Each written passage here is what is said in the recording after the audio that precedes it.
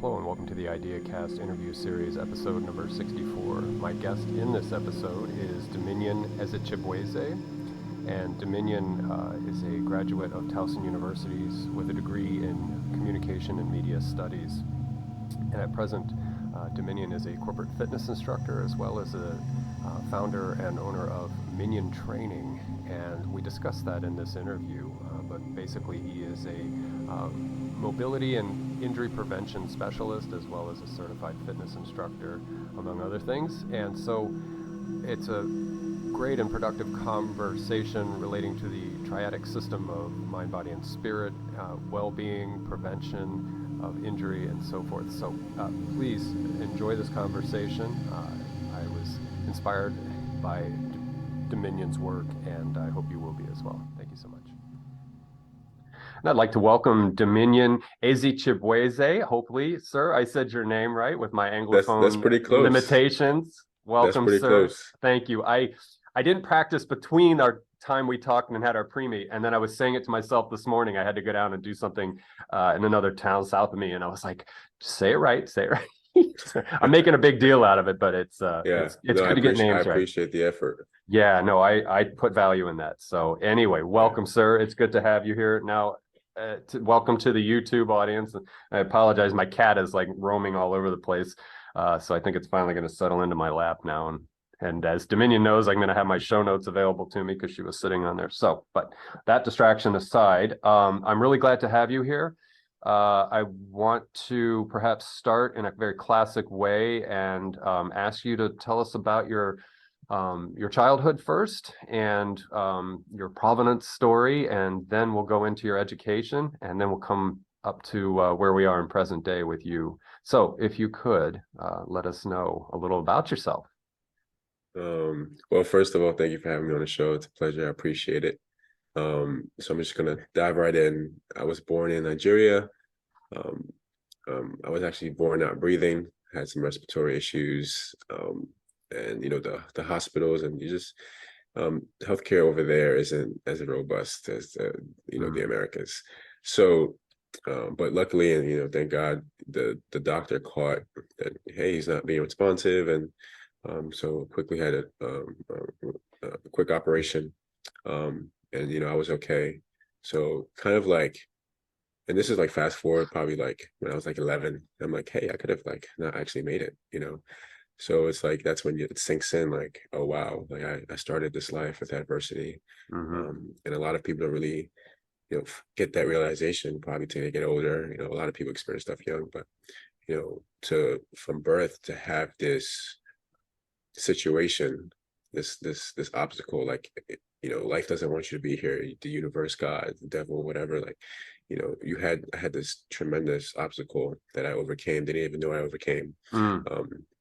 So born dead, live in Nigeria. It's very militaristic state, so we don't have like police. We're governed by military. So you see a lot of things. You get accustomed to a lot of vicious things, a lot of brutal things, and that becomes the norm, right? So but I was there for about 6.5 years, and then my family, we moved to America for a better life, like everybody, and face some trials, live with, church families, because, we didn't have money. It's like, a surmountable amount of cash and value to get over here. So we started off with nothing, and we're struggling. We're trying to, make a way for ourselves. And, we finally get into a place in a, low income area, and there's more trials I have to overcome, the bullying, the new environment.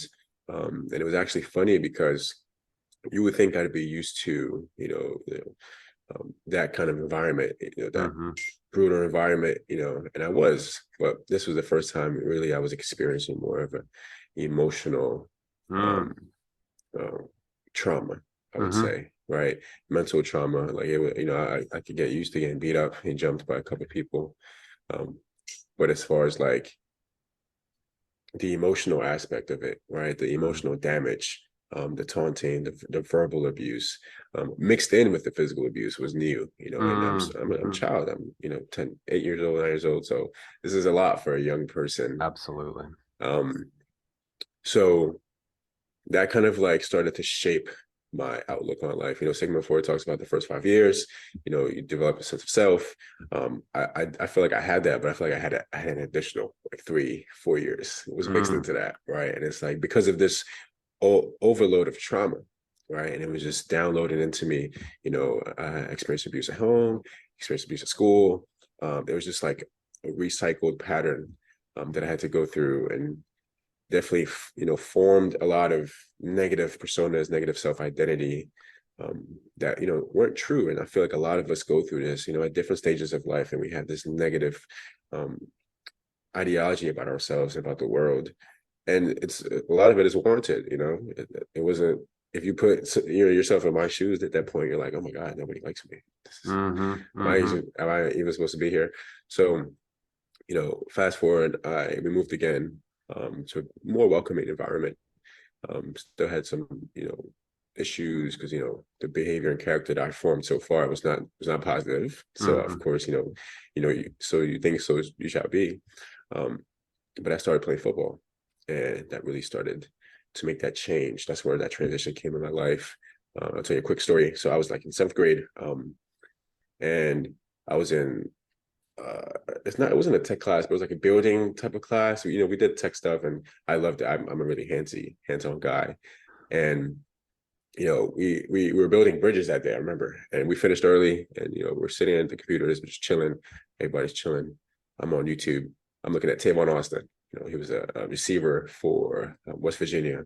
Okay. He's now, I think he's with the Cowboys. He was bouncing around teams. And after the video, I saw this clips, suggested. He gives you suggested videos. It was Eric Thomas. It was How Bad Do You Want It video. I'm like, what is this? So I click on it. I'm starting to watch it.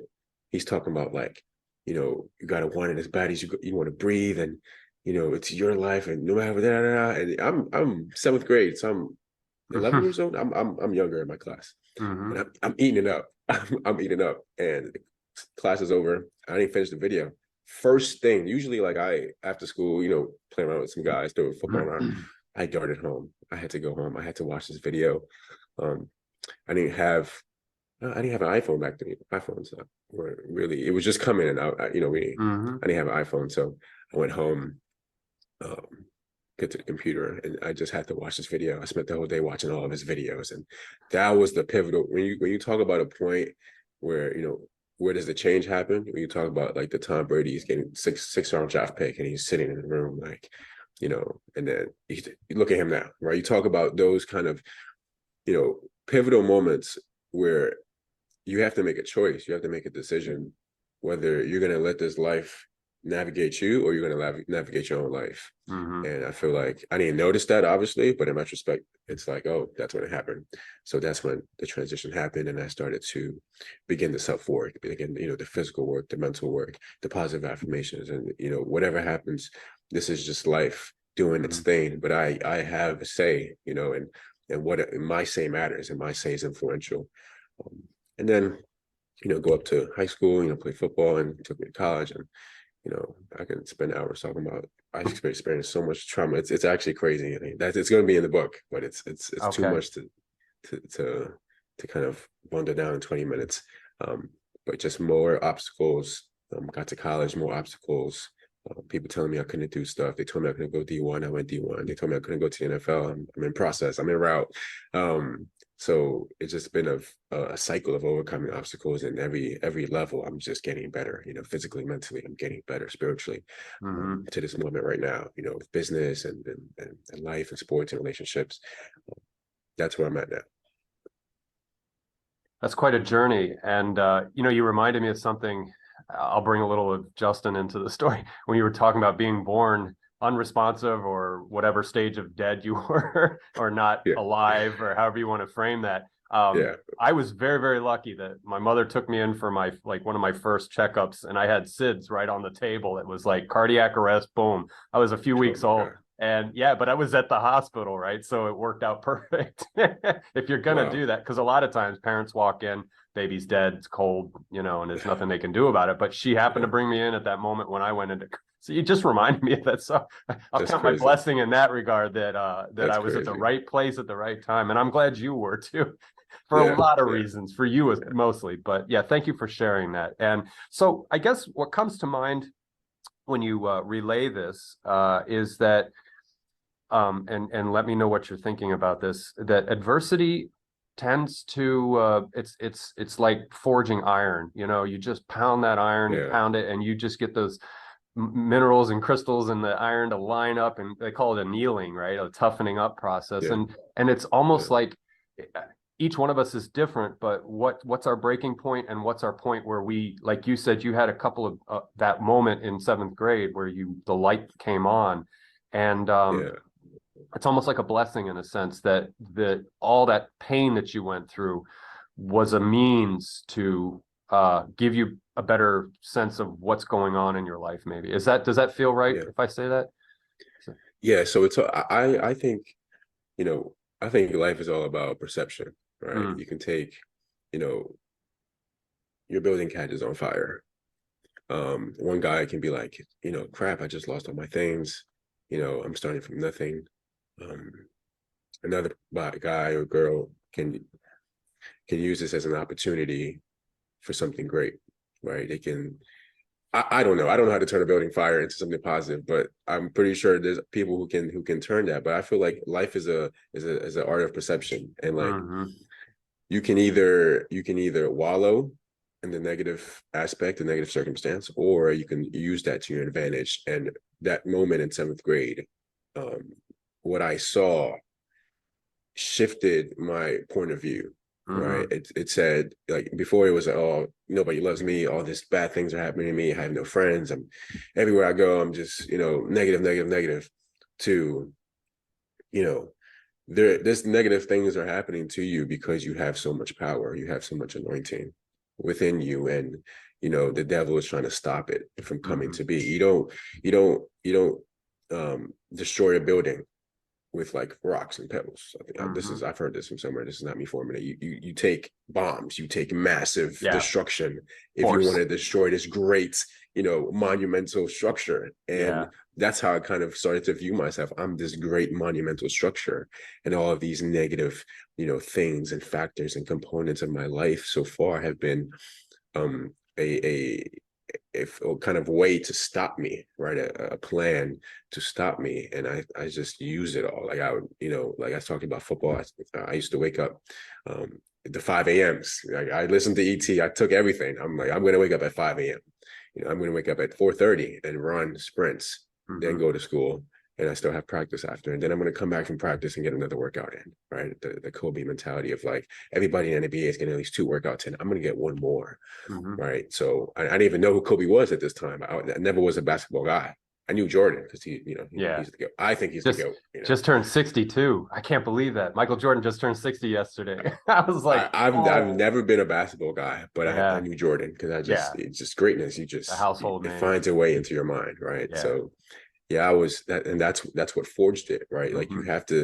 you have to kind of, again, goes back to perception. Like all of these negative things are happening, right? But you can't let it affect you. You have to shift your frame of thinking. Like this is to stop me, right? Because how much sweeter is that prize, is that goal once you overcome these obstacles versus letting it, cripple you, and you just end your life. And Les Brown said, the graveyard is the most valuable place on earth Mm. because all those dreams that never came to be, a cure for cancer, new technological advancements, it could be all in the grave right now because Mm-hmm. people were too scared, or too many obstacles were in their way and they couldn't overcome. They let it cripple them, and it's a hard thing. Life is hard. It's not. Their fears, their traumas are warranted. Life is hard, Mm-hmm. but you kind of have to shift your frame of thinking, and you have to navigate life and not like let life navigate you. Mm-hmm. Yeah, wise words, wise words. If there were a 12-year-old on this Zoom call with us and they came to you to maybe they are receiving bullying, or the domestic scene isn't that good, one of the parents is abusive or something, could you say something to a 12-year-old? And I'm saying this in reference to you having an aha moment at around that time period. What do you think you could say to a 12-year-old who's confused, hurt, lost, just not in the sense of clarity, because like you said, it's perceptual. So what do you think you could say to someone? And this isn't like cheesy setup, like you could go be a children's coach. I'm just thinking, if this video lands in on YouTube, like you discovered, maybe we could put that out there for somebody who's young. I would just tell them, just hold on one more day. If you're going through all of that, I know a lot of thoughts maybe going through your head, and you don't want to be here, and all kind of negative thoughts, because that's what went through my head. I just hold on one more day. Just fight for one more day. Whatever you got to do, get through the day. Like, you can't look at next week.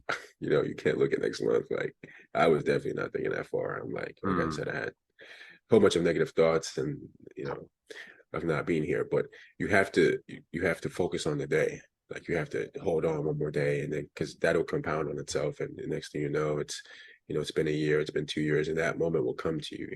I believe in Jesus. I believe in that God will align yourself with your destiny, like that video. What if we hadn't finished our work early, and I didn't watch that video, and literally that video changed my life. Like, so just holding on one more day.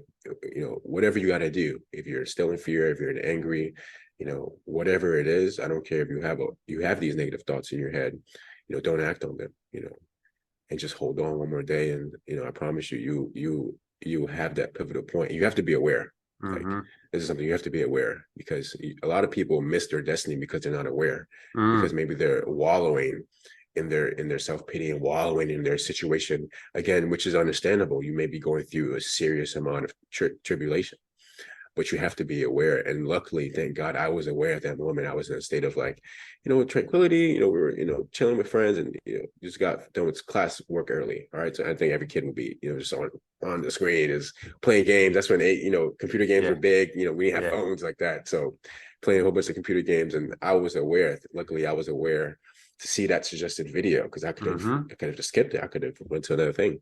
Yeah. So holding on for one more day and being aware, I think, will get you to the place that you're supposed to be.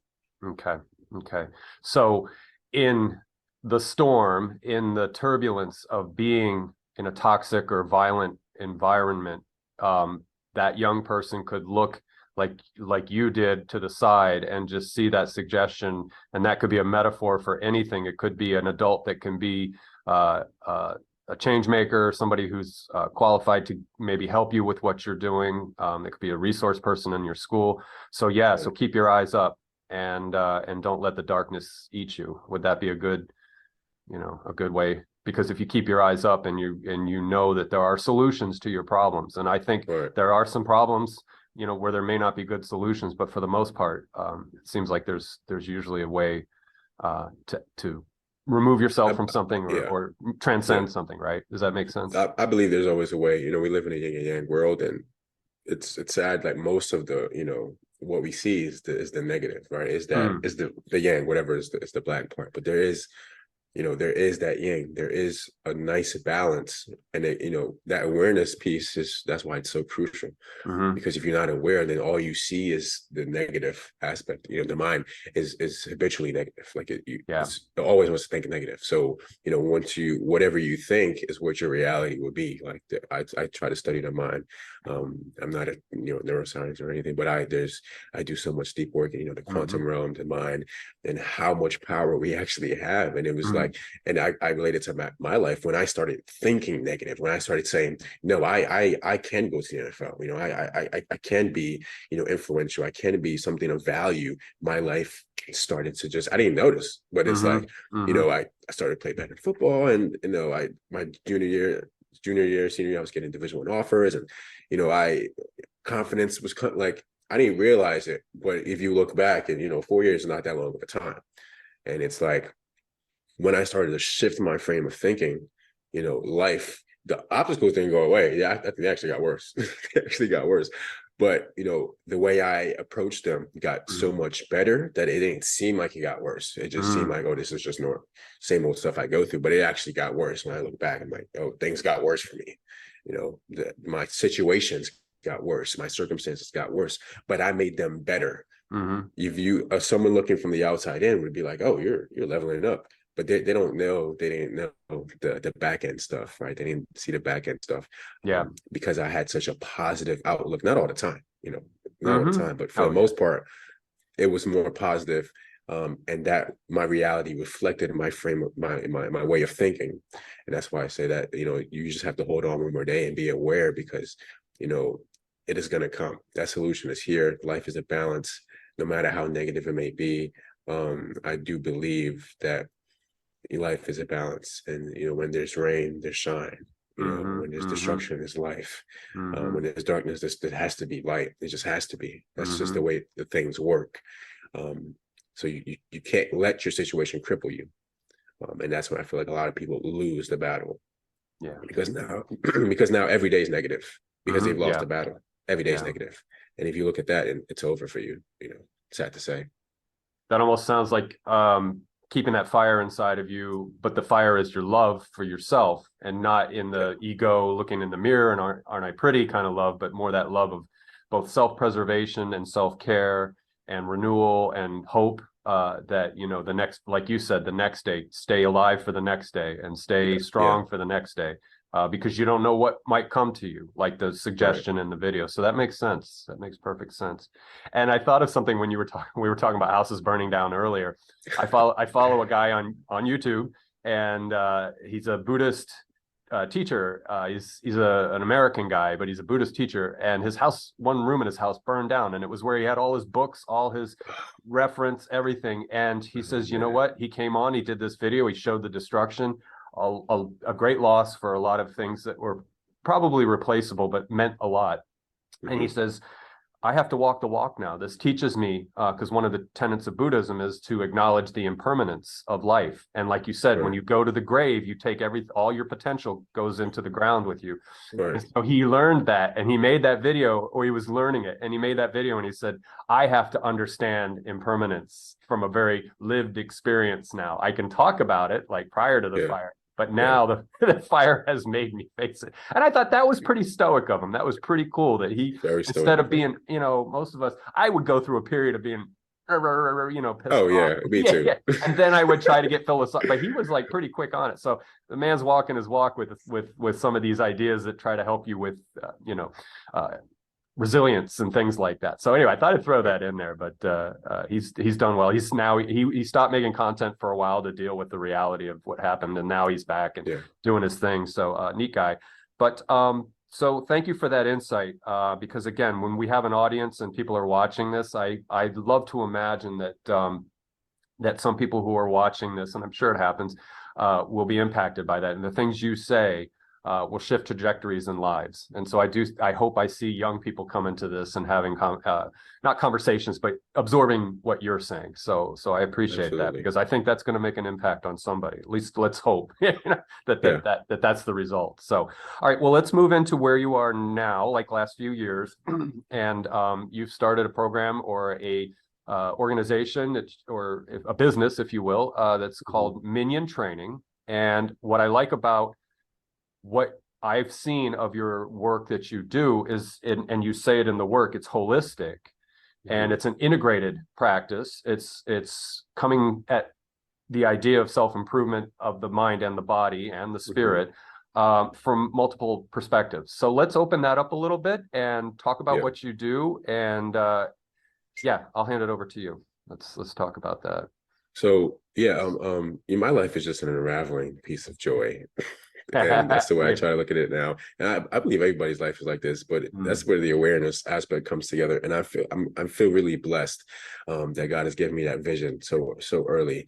Uh, So my sophomore year in college, I was at a Division III school. I had Division I offers coming out of high school, but more negative obstacles that I talked about that mm, weren't seen in the background, but from the foreground. Oh my God, he's on the top. No, it didn't happen for me that mm, initially. So I started at Division III school, and my sophomore year, I got cut. Um, some things happened, internally, with leadership in the team, and I was let go from the team. And again, for me, the driving force, what to made that pivotal point was me excelling at football, to be great, to get to the NFL, to take care of my family. So this is like my thing. A lot of people work hard, and a lot of people work hard for a job, right? A lot of people work hard for a status. And for the most part, people do. It's easy it's actually easy to be a CEO. It's not that hard. Don't complicate things. I'm a really practical guy. You start at the bottom, you figure out what you need to do to CEO. You learn the different departments of the company. You work where you're up 25, maybe 30 years. You're at that level, or at least COO, or CFO, or CMO. Like you're at that high level. It's not hard. I try to be real with people. You have to be practical. You can't just walk in the first day of the company. I'm going to run this company, right? But it's not hard. So, but football was my thing. Football was my CEO, and I'm like, I got to get here. But in that state of mind, like, how can I get to the NFL if I just got cut from a Division III team? Flash forward, I got blessed and I got the opportunity to transfer to Division I school. But in that period of teamlessness, I started my podcast. Okay. And that's when I started to, before that, motivation was just for me. I would listen to the videos to get me up. That's where my drive came from. And it was about me, because I was overcoming my traumas and overcoming that negative framework of thinking. It was all about me, which is okay. You have to go through a period of developing you. That's necessary. If you want to change the world, you got to change yourself first. Amen. So I started that podcast, and that's when it became about others, because I'm like, I feel like crap. And, like it was unfair what happened to me. It wasn't because of, skill. It wasn't because of, my ability to play. Quite the opposite, actually. And I was like, this is unfair. And I like reached the end point. Like I'm not going to let unfair things happen to me again, because my life has been a string of unfairness. And I'm like, how many people are going through this thing? I'm like, I gotta start this podcast. I gotta start this. I started with like YouTube motivational stuff because I wanted to be like ET. It was so hard to do YouTube videos. I'm like, I'm just gonna do podcasts. A little bit easier. Yeah. So but I watched a couple of them and they were good, man. They get you up. So, but anyway, that was the goal. I appreciate it. So I started a podcast, and that's when the whole mental health aspect came in. I'm like, and I started, doing more work and like helping others, more of like receiving and absorbing information to help myself. I feel like I not absorbed enough, but I absorbed a ton. Like I watched all of ETs, all of Les Browns, Tony Robbins, and everybody, Enki Johnson, like everybody. I was just a sponge from the 7th grade, just soaking it all in.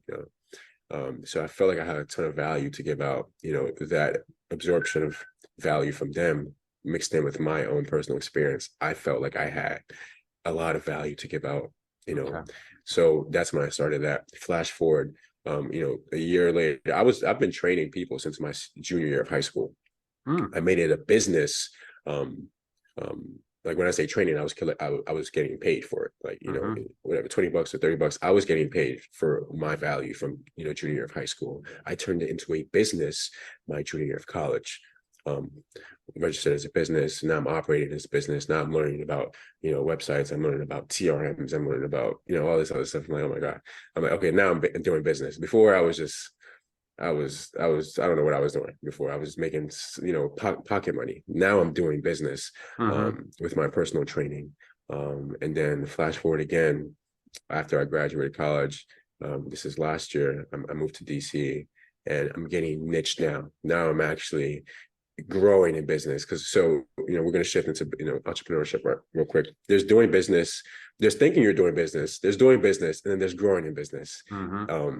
Thinking of doing business, I was in high school, I was training a couple of people for $25. Doing business, I was in college and training a couple more people for like $50. Expanding in business, I'm trying to make contracts with hospitals, right? So there's levels to everything. And this is where I'm at. Last year, now I'm trying to expand in business, and with that expansion, I'm learning. This is the awareness part. Again, you have to be aware, right? So, different things are happening. I'm teaching classes. I'm working with different kind of clients. I'm niched down into like focusing on, helping people with their posture and their lower back pain and sciatica and those kind of things. That's what I'm focused on. I'm not, just trying to make you lose weight. Anybody can do that. It's really not hard to lose weight. You can find some weight loss plan on YouTube and get it done.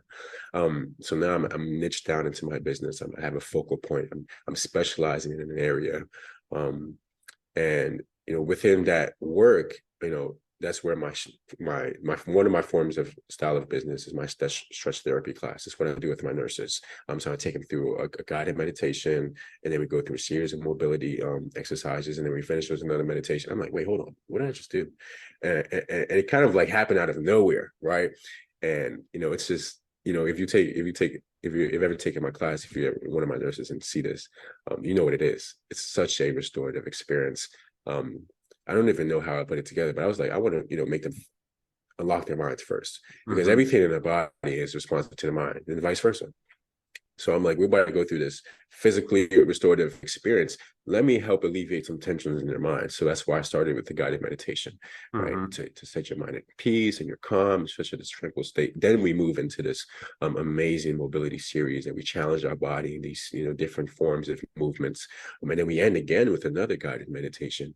And the ending part is more of like a motivational talk. I focus on gratitude. I focus on your day, intentionality. And, I'm getting feedback like, this one lady's like, you should marry in my life. Like, don't leave me. This other lady's like, that's great. That's great. I'm getting just this positive feedback. Like, yeah, my day was amazing after your class. And I'm just like, and not to toot my horn, but this is just a testament to the blessing that I've received from God. Everybody has a blessing. Everybody has value. I believe that's why you're born. Out of all those little spermy cells, you came out. Millions and billions of cells of sperm cells. You were the one who came out. That's why it's like you have to shift your frame of thinking. You have value. Everybody has value. No matter what kind of situation you're going through, you have value. And you just have to maximize it. No matter if it takes you, like Morgan Freeman, you don't get your first acting gig, you're like 55. And he looks the same, but no matter how long it takes you, your Colonel Sanders, you don't get your first KFC till 62. This white man was telling everybody he makes better fried chicken than black people. Yeah. It's like people he's doing soul food, and you're like, he's what? Doing soul food. I just gotta imagine a black person's face like, what? That takes moxie. Then my grandma, yeah, you can't beat my grandma's chicken. You can't beat my grandma, but look at look at KFC today. Yeah. Well, he had a vision, right? I mean, he had a vision.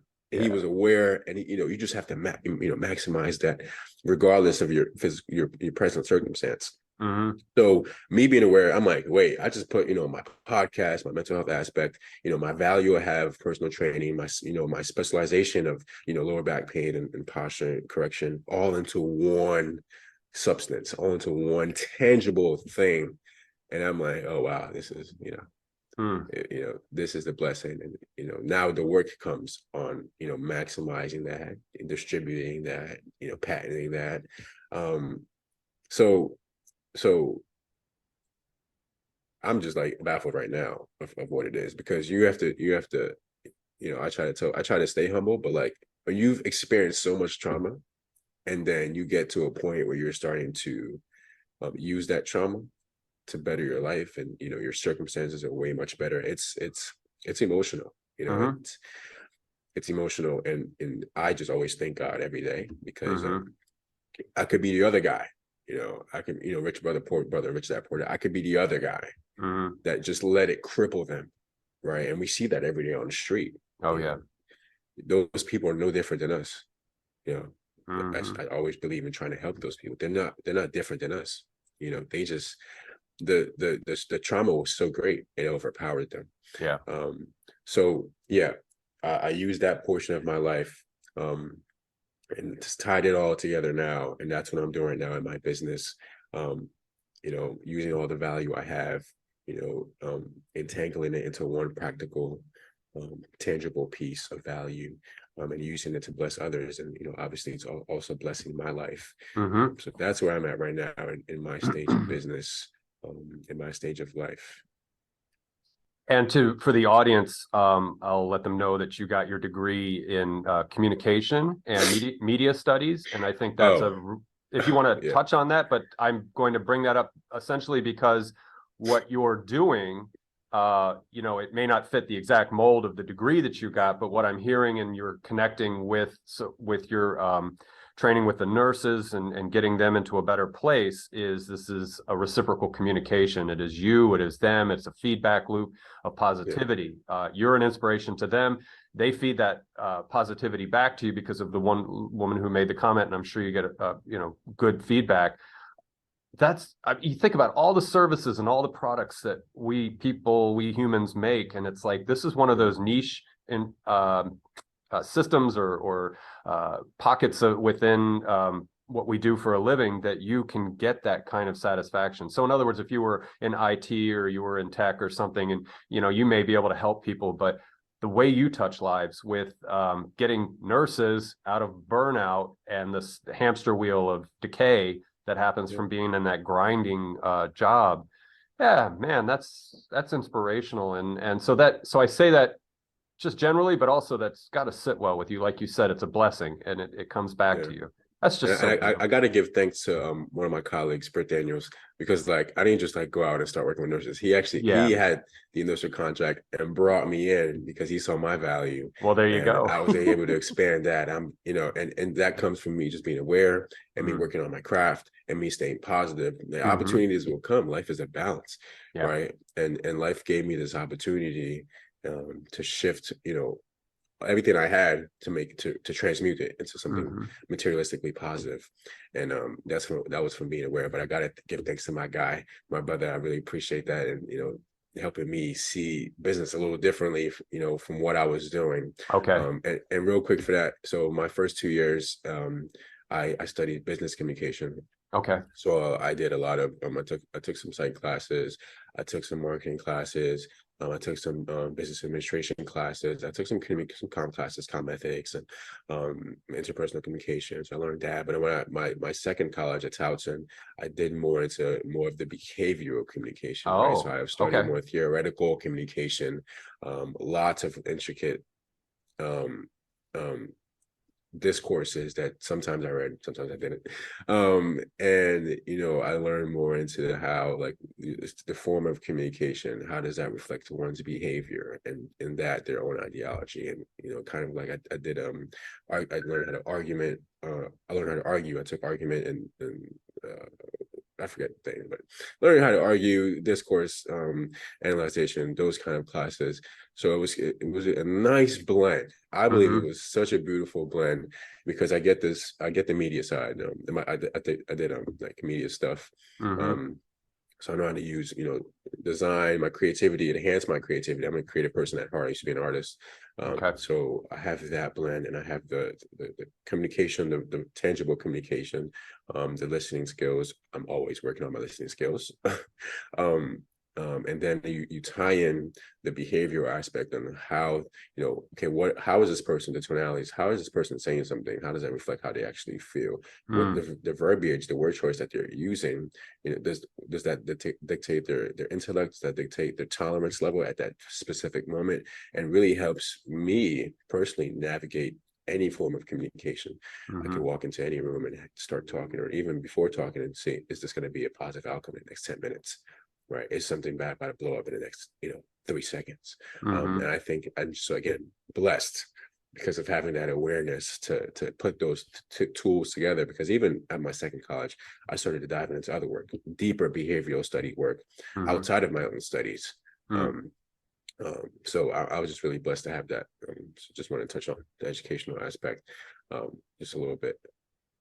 Yeah, and I appreciate that to broaden it out, make it a little more comprehensive, that we understand.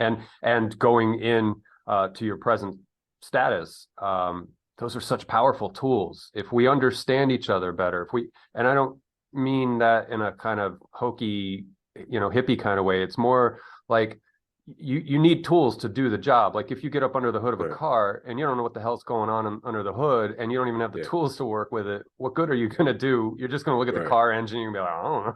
But it's like you bring the right tools and you got a little bit of background on what your project is. That makes all the difference in the world. And so those communication tools and listening, and when you say argumentation, we almost immediately think of conflict, but arguing in a sense is reciprocal again. It's having this conversation, and we all have beliefs, we all have things that we're sort of settled in on, and so opening that up and finding a pleasant space where we can have that consilience, or whatever you want to call it, that it's the space to communicate. And that's what I see in argumentation. So there's obviously the bad argumentation where everybody's trying to win or own somebody or whatever. But argumentation is such a gift if you can. And it's not even that, as maybe persuasive speaking, and Yeah, also good yeah, listening, and yeah, being tolerant of somebody else's ideas. So yeah, there's so much power in all that, yeah, to do what you do, or any of us, just yeah, navigating experience and other yeah, people. Yeah, yeah, that's yeah. I think powerful. so.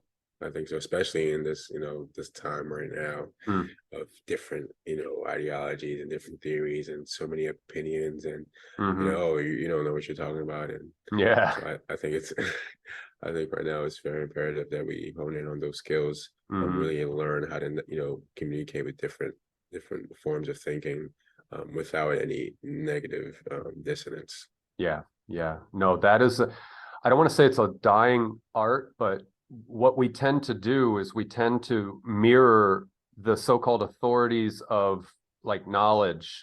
So it's, one guy calls it propositional tyranny, a guy I follow, who talks about philosophy and things. And it's more like you're making these strong, concrete, declarative statements. And so again, we have spokespeople of science and spokespeople of psychology who are selling books and filling lecture halls, and it's a job for them, but they have to make these provocative statements. And well, the rest of us start to, parrot that. And we think, oh, Yeah, well, I have to land on this hard, and I have to, die on this hill and fight this position.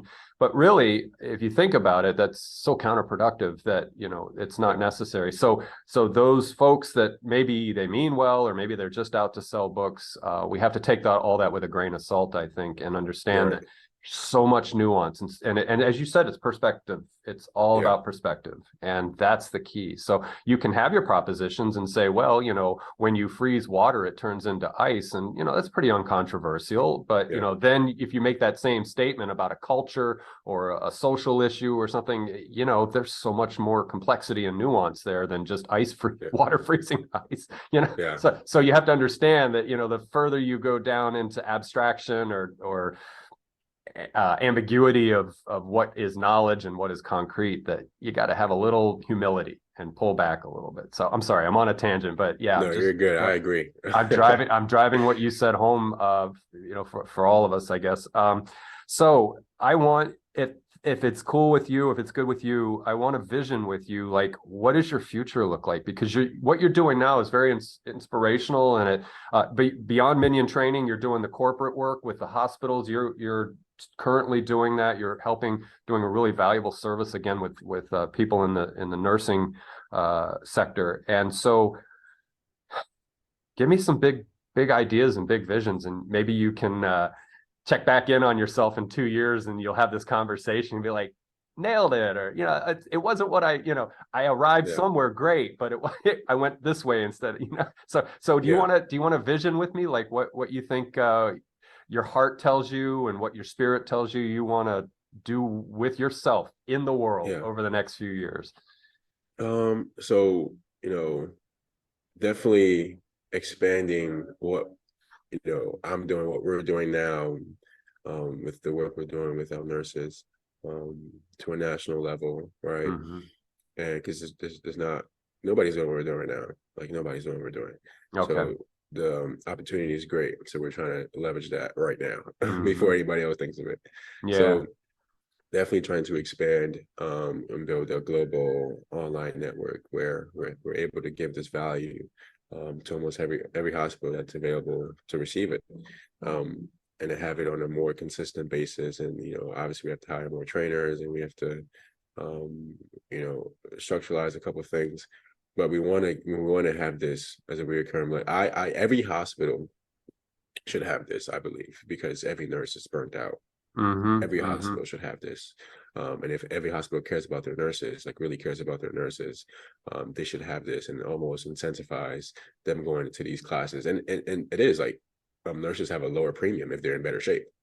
So this is almost like a default incentive already placed into your contracts. If you're in better shape, you have lower premium. Yeah. So, that is the goal, to kind of take this nationwide, and then to have, tours and conferences where we're hosting these huge, big yoga mobility events. And then we have a mental health aspect portion, almost like a nice retreat for these nurses. Because they have their regular conferences now, and I think we want to just like partner with the nursing conferences that they have, and then have like another day or 2 days where, okay, now you have this restorative part. Like maybe it could be the day before the conference and the day after the conference. So they go into the conference rejuvenated, right? So they're going to get all this educational value at a tranquil state, at a restorative state, and then leave at a restorative state, because a lot of times they go to these conferences and they get all this value, and they get all this, it's a lot, right? And they can be overwhelmed at times, and again, with their personal life stuff and personal situations mixed in with this additional input of work. I think it's a lot on them. It's high stress environment, and I think going into the situation restored and then leaving restored is going to make their experience 50, 100 times better. And like I said, we're in the business of saving lives to save more lives, right? They're already saving lives. That's what they're saving lives. That's obviously acknowledged. But if we can save, one nurse's present life, how many more, lives through her can we affect? And then now we can do that, with 100,000 nurses, 1,000,000 nurses, right? That's what we were trying to do.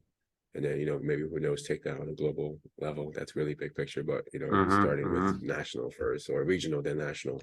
That is obviously the bigger goal, the bigger fish to catch. Yeah.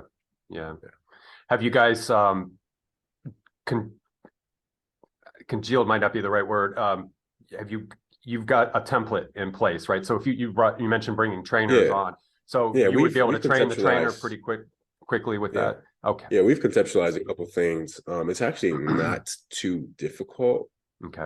It's just the legalities that go into it, dealing with bigger corporations. So it's about just making the right connection, right? The connection we have right now, they're all busy. All these higher ups are all busy, and it's like, this is very neat, right? But they do recognize the value, which is the funny thing. It's like, that's why they're doing this. They're allowing us to do this because this is extremely valuable. So it's just about grabbing their attention for just a few moments, to make us another connection here, and then tie this in, and then make it a connection here, and then tie that in. And then, once we hit like at least 3-4 campuses, we need to hire some trainers. And then let that compound on itself. So it's not a hard process to structure. And I'm so blessed that we both see the vision and we see the potential. So it's not like I'm here and he's here, or he's here, I'm here. We're both like here, and it's awesome. So we can bounce up, productive ideas off each other, that we can actually put actionable steps to. So, we see the vision. It's not, again, this is going out to everybody, like, whatever dream or whatever thing you're trying to do, don't overcomplicate it. A lot of things are not actually complicated. The world may make it seem complicated because, one, people don't want it to be oversaturated. They want to keep all the profits to themselves, or two, you're just being lazy. A lot of things are not complicated. Write it down. Once you write things down, you can see it plainly, and like, oh, maybe this isn't. Because if you leave it in your mind, you leave it up to your mind. Again, we can call back to our mind as negative. And like, oh, you can't do this. Oh, what about that? Don't leave it up to your mind. Trust me, I've done that. Like, don't do that. Like, write it down on a piece of paper, and I promise you, like, it'll seem way, way easier. So it's not a hard process. We just have to be patient, and make the right connections, for us to expand. And I think we're going to do it. We're on the way. So that's really it. Yeah. So, and you touched on it a little bit. When you say, like, you cold call I guess it's all corporatized. So, like, here in my area, what is it, Cleveland Clinic, or there's Steward Medical. That's actually funny. One of us. So I design. Well, I used to design websites. I don't do it as much. One of our clients was a doctor, and I actually just spoke to him yesterday. He used to work for Cleveland Clinic. I think his brother or something is in charge of this at Cleveland Clinic, and his dad is in charge of Mayo Clinic, something like that. But I actually just talked to him yesterday, trying to make a connection, because that's all it is. The higher up of a connection we can make, the easier. Oh, this is what you're doing. This is the proof of concept. Oh, okay, let's start next week. Instead of like taking 5 to 7 months to slowly work your way in. To slowly work your way in. No, we don't want to do that. Yeah. So that's actually funny you brought that up. Yeah. Yeah, that was my is like, how do you cold call these guys and get them to pry open that wallet a little bit, because you know how budgets are. And it's like, but I think, it just like the feedback loop of positive affect and feeling good about what you do. I think that feedback loop will occur in the self-marketing aspect of what you do, if that makes sense. So, in other words, there's proof in the pudding of what, the results that you're getting. You run metrics, have a calculus going for, what revenue is saved, or, so in other words, you can compel them to see the wisdom in what you're doing much easier than if, like you said, you're just starting out and there's not much foundation underneath you right now. But I see that as being pretty easy to correct once you get a few good runs under your in your system. Excuse me. So that's neat. Now, the other thing I thought of was, would this translate over to educators? Like especially public school teachers? Do you think that's a tougher nut to crack, or do you think that's a market there? Because God knows the teachers in this country, they're talking about arming these people with weapons. I mean, if there's a high stress environment, you got to be carrying a piece with you when you're trying to teach the ABC. So anyway, I'm being silly, but man, you're right. You're system absolutely right. I think that's a huge potential market that we can definitely bless those people, because especially in low income areas, like just what these teachers have to go through. It's just like, I saw a little bit of it. I saw kids like fighting teachers. I'm like, man. But like, my heart goes out to them, man. My heart goes out to teachers. And they put on a tie, they put on the makeup, and they do it every day. And like, I'm not doing that, but they are, and I give them all the props. But I think that is another area of value that we can definitely bless. Because like you're right, they experience so much, and what they shouldn't, they shouldn't, take over the nurses. Like, okay, you kind of get it, you're dealing with like 5-7 patients about to die. You have to, it's natural stress. Like you can't control that stress, and but teachers, you should not have to deal with that. You should not have to deal with that at all. So I think that is something. I think it's going to come down to a budget aspect, because our school system is trash. It's been trash. There's been no attempt to make it not trash. So even, it's going to take more politics to come in and make them realize what we're doing is advantageous for the teachers, and then allocate some profits to us. I think that's how it's going to be done, because I frankly, don't think they want to change how it's ran right now, because they don't want, I agree. to be more, on their level. You know what I'm saying? Well, so that and why would a certain wealth class want to, like you just say, see betterment, but also it's budgetary. And absolutely. So we see that. And then the other thing that's closely related to what you're doing now is EMS and emergency services people, police. I talked to a guy when I first started putting this podcast together, and he got back to me, said he would come on the show, but he is a police officer who does what he calls mindful badge, and he does meditation for police. And I thought, you talk about something else we could use is, police learning self-care. And because man, I mean, they're out doing another crappy job, and it's like, if they have a way to be human and be frail and all these other things that we don't expect of them. When you're on a job, you got to be tough, and you got to be steely, or whatever you want to call it, but they got to decompress, because I think that'll cut down, just like having good motivated teachers will help be part of the system that produces children that forget about competing with folks who have a lot of money. It's more that they won't be shooting other people in schools, or all these other mental health issues. So it's almost like a cause and effect. And I almost think with policing that we will see less mishandling of resource and all these other things, and more reactionary people, where there'll be because I mean that's like combat soldiers. You hear all these, like when we were in Vietnam, you hear all these things about, My Lai massacre and villages being, bad things happening, because soldiers break. I mean, they're human beings, and they're getting put through this meat grinder. And what do you expect? They're eventually going to turn very animalistic and act on those really strong impulses, just to kill anything that gets in their way, because everything's a threat at this point. So, so getting people off that ledge. I'm being dramatic here, but getting people off that. So anyway, this seems like there's a lot of disciplines that you could penetrate there. And I think as we expand, especially like, I think once we nail on the healthcare sector, right, I think that's a huge one. And there's a lot of like political associations that we can leverage through the healthcare, especially working with like level 1 trauma centers and,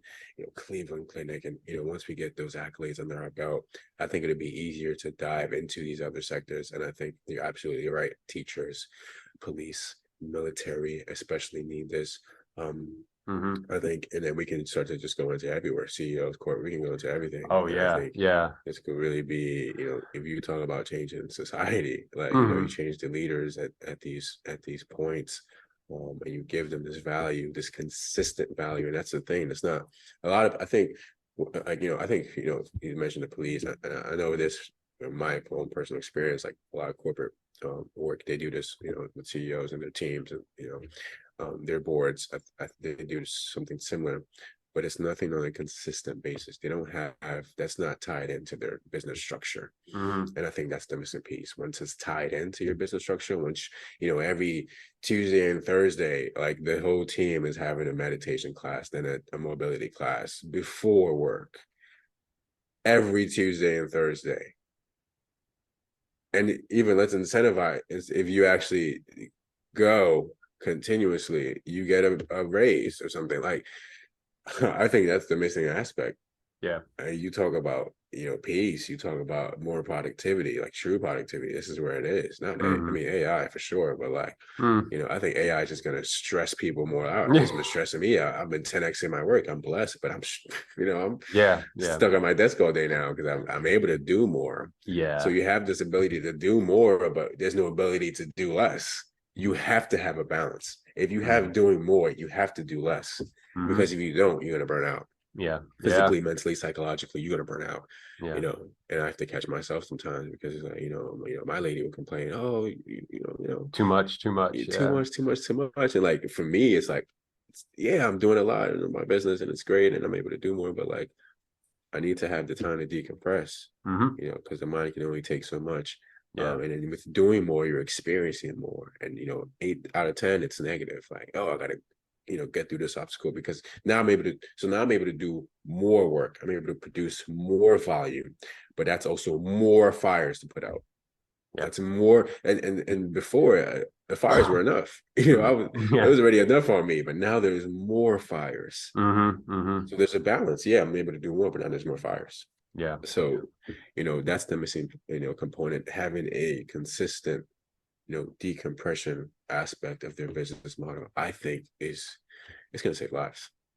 You're turning your work in on yourself, basically. You're teaching yourself to regulate, to monitor, all these things that you're teaching other people, and to take care of the mind and the body and the spirit. So well, I mean, it'll pay off for you, right? Just like everything. Like, I go back to the teachers we were talking about, the penny pinchers and people who would they'd rather spend money on other things than children. Think of the political rhetoric the capital that you can get when your teachers are actually not miserable and they're, you're getting grades, all these things, and you're not spending that much money. It's not, when you talk about having to arm teachers and weapons cost money, let's think about arming them with something, maybe they still need to be armed, but let's talk about arming them with resilience and the ability to have yet another reason to show up to work every day to try to work with children. So, I mean, there's payoffs on the back end of all of this. And if you look at in China, they do this. They have like meditation time. Like, like 95% of their corporate work, they have meditation, at least 25-30 minutes where, and first of all, their workplace ergonomics is completely more advanced than us. Like, they have systems built in, like, for like, they have a lot of volume. They put out a lot of volume. That's why they're our biggest competitor. They put out a lot of volume. But I think they have more decompression aspects of their business models and the way, they operate versus us. America's just about pump it out, results, outcome. Over there, I do think it's that too, outcome. But it's like, wait, okay, less, a little bit. Okay, then more outcome, then less. And I think that's what we're missing. And you want to talk about competition, use that rhetoric to, compel these Yeah, yeah. civilians, and How dare anybody best us at anything, right? right. So So take let it as me you ask, wish. yeah, absolutely. Let me ask you a crossroads question then. You said you're aspiring and sort of on the path to getting into the NFL. What if that call did come and you got that opportunity?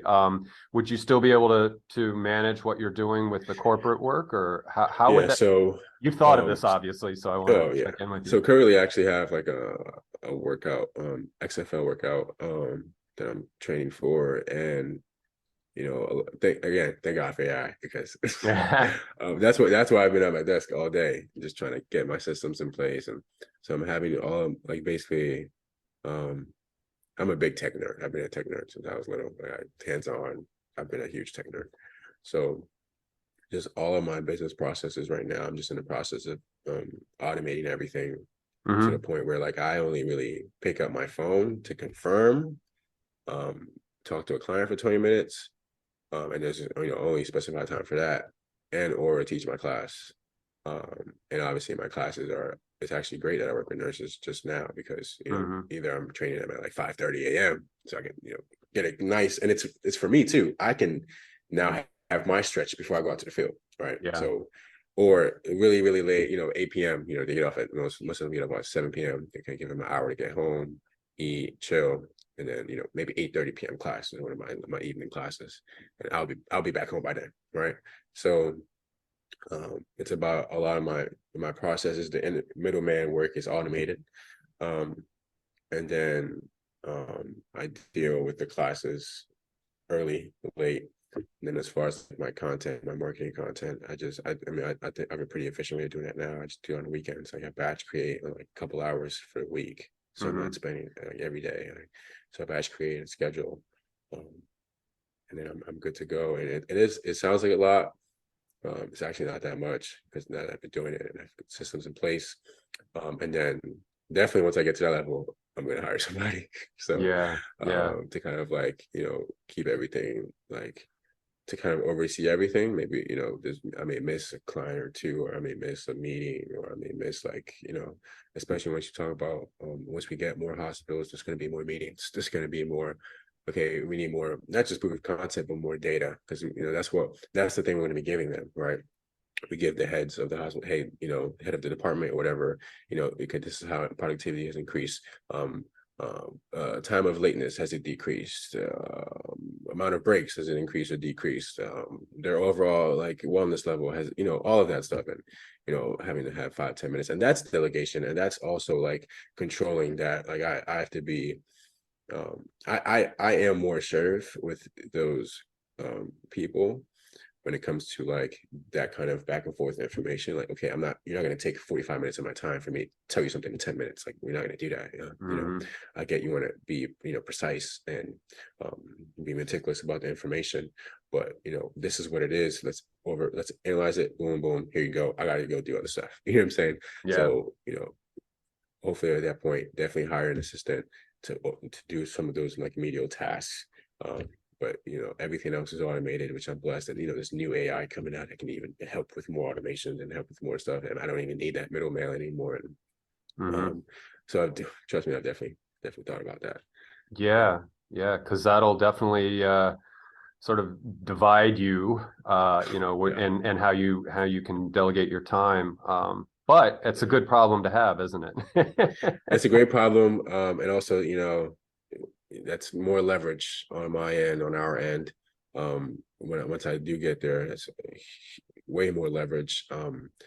And where I'm at right now, before it was like, okay, I want to get to NFL, I want to break, Walter Payton's record. I want, you know what I'm saying? I want to be in there for 20 years and come out when I'm 50. And Right. now necessarily I got to think of like, the repercussions of, I'm a running back, so I get hit every play. I forget everything.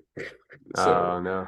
I gotta take in the wins and losses, but now it's more of like, okay, try to play for a few seasons, because I do love the game, and Hmm. the game has given me everything. Hmm. Well, God used the game to give me everything. Hmm. Um, so it's more about just like enjoying myself, like my youth. I'm still very young. I'm 23, so Okay. Yeah. enjoying that, that experience. and then really you leveraging that. That's the biggest thing, like leveraging that. Again, this is me being aware. Like I feel like, God gave me all the struggles, and then okay, I'm going to get there, and it's like, okay, maybe not break Walter Payton's record and destroy your head, your mind, because you need that. But get there. If that's your prize, this is what I tell people. Like the NFL is for me. That's my dream. That's God's gift to me. Mm-hmm. What I'm going to use it for is for the people, right? Yeah. The resources, the experiences, the leverage. I'm going to use it, to tie into business is what I'm going to use to give ultimate value to people, and that's my gift back to God, right? So that's my perception, and that's my awareness level right now on things going on. You're off to a good start, that's for sure. That's for sure. It. For your age, you've got your map looks pretty good, I think, if that's a good way to say it. You know how to read your map, you know what's on the map. You created the map. You and God created the map together, and that's a lot. That's a lot to have when you're looking down the road. And so that's awesome. And so what I would do at this point, or what I'd like to do rather at this point, is ask you if you have anything else you want to share with the community, share with whomever comes along to see this, and get maybe a final thought out to the audience. Something on your mind, anything you want to share? Let's improvise on this last bit here. Yeah, I mean, I always try to leave people with some value. Not that this show has been extremely valuable. I really appreciate you having me on, and I'm sure that anybody listening can definitely take something that put it in their life and implement it and get some return. But what I would tell anybody is just you just got to find your purpose. The purpose is like the awareness thing and the holding on one more day. I think it's all of that and a bit more put together. That's why there's like billionaires or millionaires who kill themselves because they have no purpose. So please don't attach purpose or meaning into monetary things and materialistic things. Please don't do that. I was listening to a podcast the other day, and it was like, if your goal, it was ET, it was ET. He was a guest on Ed Milet's show, but it was ET. And he was like, if the goal is cars and jewelry and a house, like you've lost, because your purpose has to be much bigger than that, because all that is encompassed into that. Like cars and jewelry and all, like you're gonna get that, and this is more like the younger generation, because I feel like, not saying you're older, but you're chronologically superior, and I think you have you definitely have more maturity and understanding that, dream is not cars and jewelry. And maybe there's people who don't, and they never grow out of that. But for the most part, find your purpose, because your purpose will lead you to your destiny. Your purpose will, add value to your life or show you the value that's in your life. Because like I said, everybody has value. Everybody has value. And if you think it's small, it's actually big. And if you think it's big, it's actually bigger than what you think it is. And if you don't know your purpose, I tell people on my show, your purpose is usually aligned with your passion. So whatever you wake up and like, I gotta do this thing today. If I don't do this thing today, I'm not going to sleep until I do this thing, and then I'm going to do this thing tomorrow and the next day. And it's whatever you can't stop doing constructively. Okay, if you wake up and you want to kill people, you got to get some help. But, yeah. Please. Wrong road. whatever constructive thing that you just can't stop doing. Again, no matter how small you think it is. I was told I couldn't play football. It's just a game and da da da. But it's given me already so much, and with more to come. Right. So. Find your purpose and just chase it relentlessly. I got cut from a Division III team. A couple months later, I'm playing Division I football. I was born dead, and now I'm like helping save lives. You are. Yeah, here you are. So it's like you have to hold on. You don't know what tomorrow is gonna bring. You don't know like what next week's gonna bring. Like almost like half of like wealthy people right now were broke or poor or came from nothing. And it kind of breaks my heart too, because like most of them don't want other people to succeed. It's terrible, the world we live in. But don't let your current circumstance dictate your entire life. Like life is short, but life is also very long. You know what I'm saying? Like it's gonna be a long time till I hit 80 years old. Yeah. But I'm gonna hit 80 and look back like, damn, that was like yesterday. Oh yeah. Oh yeah. That was right there. Yeah, I'm So 30 years older than you, and I'm still, my mind is still at where you are in life, yeah. but my body is like, no. You feel Yeah. that? Remember what you did about 20 years? So, Yeah. yeah. It's sneaky, man. It's really sneaky, and but that's the beautiful thing. That's a blessing in its own right that I can be 53 years of age and still have that spirit like you have, and the Yeah. wonder and the awe, and that is a gift. That is such a gift that I embrace, Yeah. because that can be taken from you. And there are people my age who are broken, even people your age who had a traumatic Right. childhood and they get broken.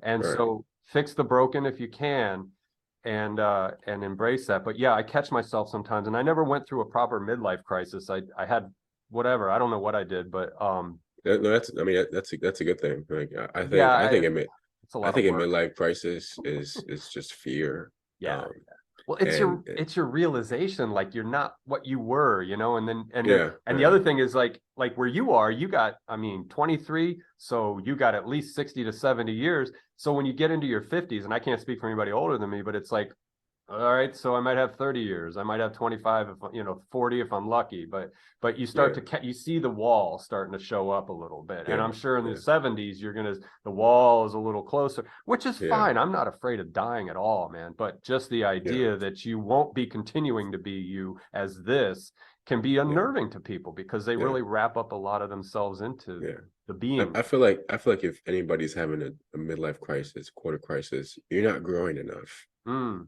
mm. You're not growing enough, because if you're thinking like, oh, it's about to be 20 years, you haven't done nothing today.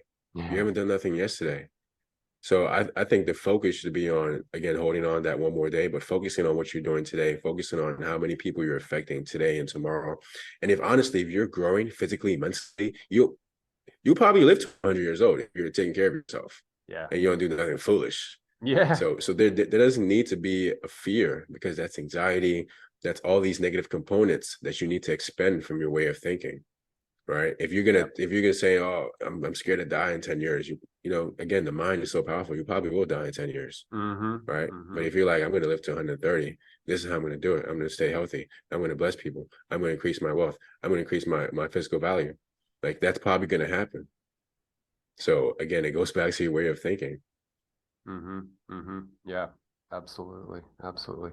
Dominion, you're wise beyond your years, and I'm so grateful that we were able to connect. When I checked in with you on our pre-meet, I was like, yeah, this is going to be a good conversation, and I'm not disappointed in the least. And not that I thought I would be, but Yeah. this was the conversation that I was hoping to have. And so I want to thank you and acknowledge that, offer my gratitude to you for coming on and having that conversation with me today. And I just hope that there's people who watch this that will think things differently, or they're, like you said, the perspective will shift a little bit, Right. and they'll be touched positively by your presence and the things Right. you're doing. And I know for a fact that you will, whatever you end up doing with this attitude that you have and this disposition that you have, that you will be a positive impact on the world. And that's what the world needs, is folks like you doing what you do. So I just want to acknowledge that and thank you for that in advance Thank you, sir. for what Thank you've you, done and sir. what I you're going to appreciate do. that. Yeah, I appreciate Absolutely. that. It means a lot. Absolutely.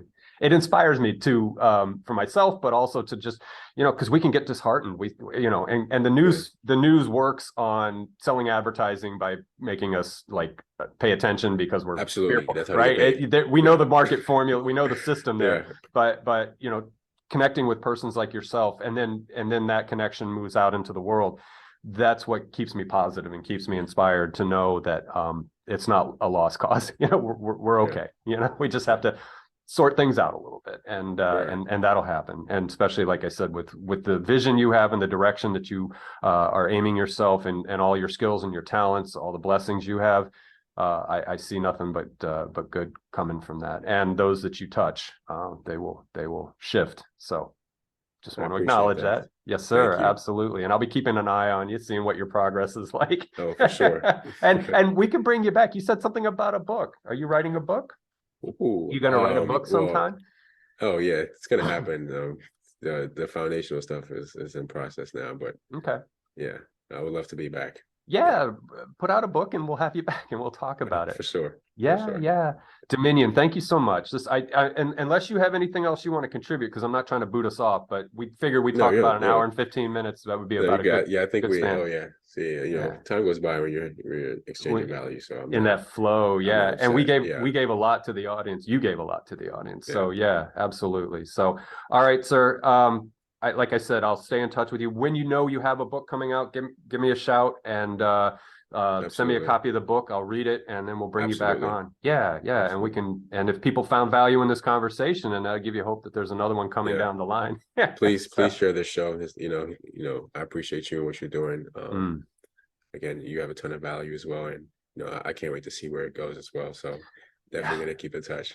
Yes, sir. Absolutely. Yeah, I'll be interested to see where I am in 10 years, Yeah. because So Ivan, I'm like you. I want to see betterment for my yeah, human family, for my yeah, everyone that's yeah, that I can impact and that will have a conversation with me or whatever it is I end up doing brings value to them. That's because talk about midlife. This is something as my last thought, and then we'll let it go. Is when people reach midlife, they're done raising their children, right, their jobs. They're if they were able to live a decent life. They hopefully are more secure in a sense that they can then look around themselves, because when you're young you got to raise a family, you got to struggle. Like I never went to school, so I had to work. I was a chef, and I have landscape businesses, and and all these different things. So I still have to be very mindful of my wages and what I earn. I've got about right, 15 to 18 years, so I'm not quite at that place where I've arrived financially, but I'm at a point, because I didn't have children, that I can look around and what can I do? What can I be of benefit? So I volunteer for a bunch of stuff, and I'm not going to talk about that necessarily because I don't right, like to. Yeah. So, but I try to give back, and I try to give back. So that's a blessing of the middle age spectrum, is that, if your children are out and they're good and you're still having to work, but you may have a little time, like you can go on yeah, a Saturday.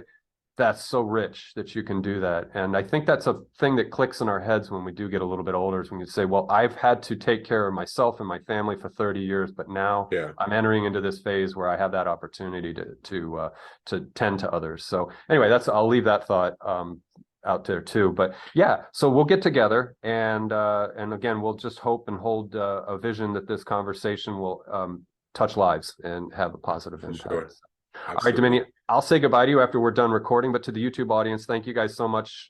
Those of you who stick around to the end of these conversations, much love to you guys, and we'll see you on the next conversation. So take care, YouTube people.